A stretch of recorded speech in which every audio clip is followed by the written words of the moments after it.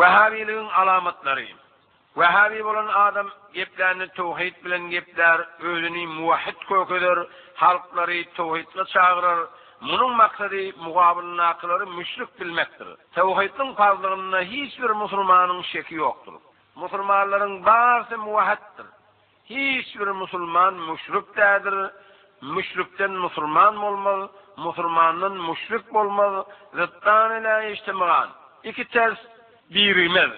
Onun için muqabilin akılları müşrik hesap etmesen muvahhid bolun deyip yürmeliler. Ayet tevhidini okuyup da tevhidle çağırsa bilinmiş ol Vehhabidir. İlalekem awal kurun berilen gurun şey. Vehhabi bolan adam sorun kepdeniye. Vehhabin tanıtacak olanlar.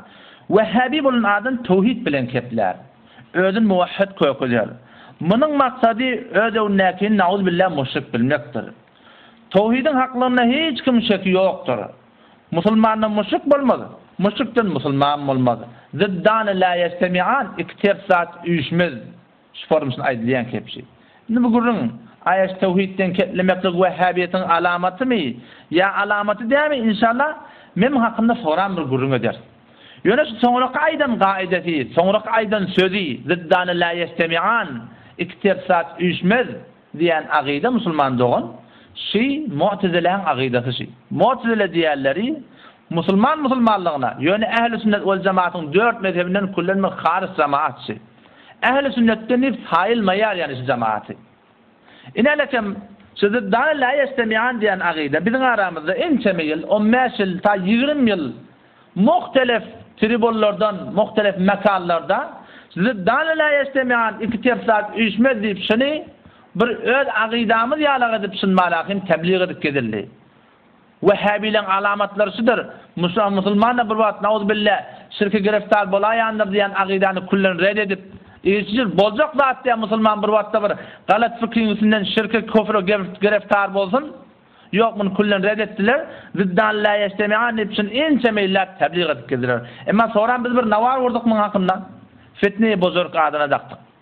Bir sürü bid'ati ki mantıqada ba, bir sürü zatları ki halaf-ı sünnet. Şu hakkında gurrun ettik. Ama arasında da suyuculuk bilen hiç kim adını tutmanı, hiç kim bir ihtirami etmeni biz vada inalekem tefsir-i savi.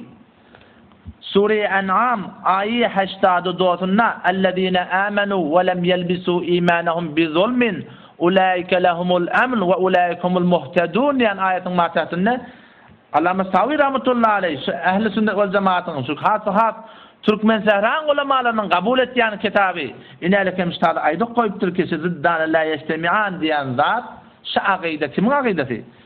Mu'tezile'nin akidesi. Sonra ben yani bilmeyen şol haset koyverdiler.